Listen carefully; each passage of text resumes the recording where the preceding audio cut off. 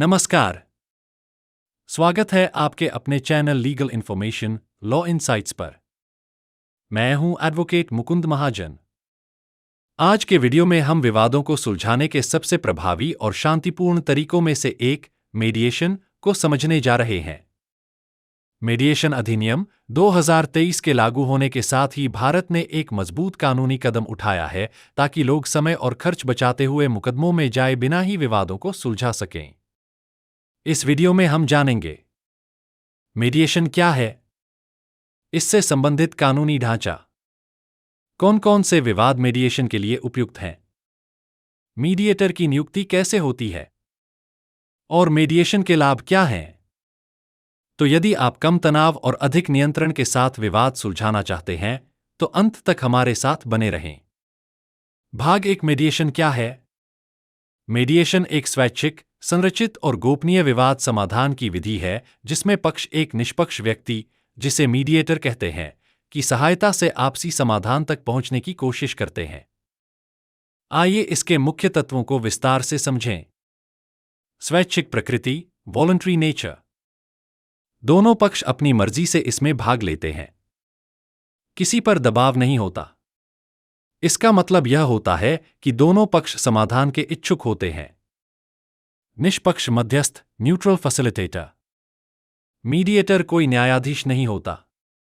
वह निर्णय नहीं सुनाता बल्कि संवाद स्थापित करवाता है और समाधान खोजने में मदद करता है। गोपनीय कार्यवाही, कॉन्फिडेंशियल प्रोसीडिंग्स। मीडिएशन के दौरान की गई बातें पूरी तरह गोपनीय होती हैं। इन्हें बिना दोनों पक्षों की सहमति के कोर्ट में प्रस्तुत नहीं किया जा सकता। पक्षों द्वारा नियंत्रित समाधान, पार्टी कंट्रोल्ड आउटकम। कोर्ट के आदेश की तरह नहीं, बल्कि समाधान पक्षों की सहमति से निकलता है, जिससे संतोष और अनुपालन की संभावना अधिक रहती है। मीडिएशन अधिनियम 2023 अपडेट। यह अधिनियम मीडिएशन को वैधानिक मान्यता देता है और इसे सिविल तथा वाणिज्यिक विवादों के निपटान का प्राथमिक साधन घोषित करता है। इसमें समयबद्ध प्रक्रिया और समझौते को लागू कराने की व्यवस्था भी है। भाग 2 भारत में मीडिएशन से संबंधित कानूनी ढांचा। आइए अब उन मुख्य कानूनों पर नजर डालते हैं जो मीडिएशन को समर्थन देते हैं। 1. मीडिएशन अधिनियम 2023। मीडिएशन को संस्थागत, समयबद्ध और लागू करने योग्य बनाने हेतु अधिनियमित किया गया। यह परिभाषित करता है मीडिएटर कौन बन सकता है, प्रशिक्षण और मान्यता की आवश्यकता, मीडिएशन संस्थाओं का कार्य कैसे होगा, क्रॉस बॉर्डर विवादों और सरकारी मामलों के लिए दिशा निर्देश। मीडिएशन से हुआ समझौता कोर्ट डिक्री के समान वैधानिक रूप से लागू होगा। 2. मध्यस्थता और सुलह अधिनियम 1996 भाग 3 सुलह। हालांकि यह मुख्य रूप से सुलह पर केंद्रित है, लेकिन व्यावहारिक रूप से इसके कई प्रावधान मीडिएशन से मेल खाते हैं। विशेष रूप से अंतर्राष्ट्रीय वाणिज्यिक विवादों में यह उपयोगी है। 3. दीवानी प्रक्रिया संहिता सीपीसी 1908 धारा 89। यह धारा अदालतों को यह अधिकार देती है कि वे विवाद को मुकदमे की सुनवाई से पहले वैकल्पिक विवाद समाधान एडीआर विधियों जैसे मीडिएशन, मध्यस्थता, सुलह या लोक अदालत को भेज सकती हैं। यदि न्यायालय को लगता है कि विवाद मीडिएशन से हल हो सकता है तो वह इसे उस दिशा में भेज सकता है। भाग 3 कौन कौन से मामले मीडिएशन के लिए उपयुक्त हैं? हर विवाद मीडिएशन के लिए उपयुक्त नहीं होता, लेकिन सिविल और वाणिज्यिक मामलों में यह अत्यंत प्रभावी है। 1. अवाणिज्यिक विवाद। कॉन्ट्रैक्ट उल्लंघन, साझेदारी विवाद, शेयरधारकों या व्यापार भागीदारों के बीच मतभेद आदि को जल्दी और गोपनीय तरीके से सुलझाने में मीडिएशन उपयोगी होता है। 2. पारिवारिक और वैवाहिक विवाद। तलाक, बाल संरक्षण, भरण पोषण, संपत्ति विभाजन जैसे संवेदनशील मामलों में शांतिपूर्ण समाधान के लिए मीडिएशन एक आदर्श मंच है। 3. संपत्ति विवाद।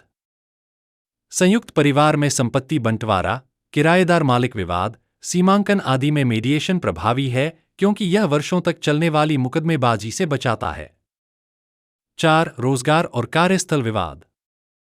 अनुचित बर्खास्तगी, उत्पीड़न, वेतन या सेवा से जुड़े विवादों में मीडिएशन गोपनीयता और संतुलित सुनवाई का मौका देता है। 5. उपभोक्ता विवाद।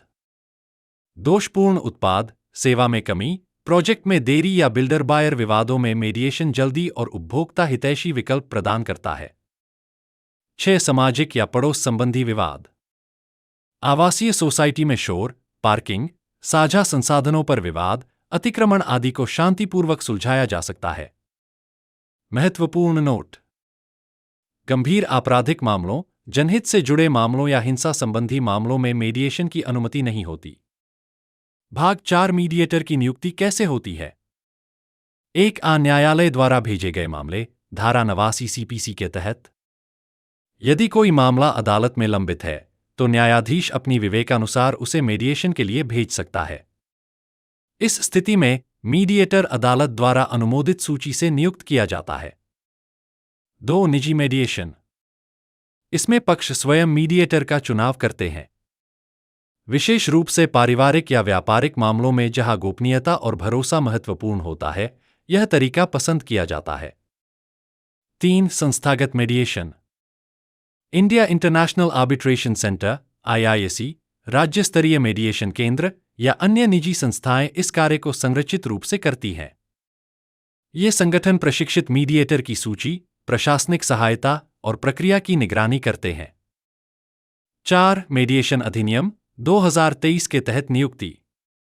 यह अधिनियम मीडिएटर की नियुक्ति और आचरण के लिए समान नियम प्रदान करता है।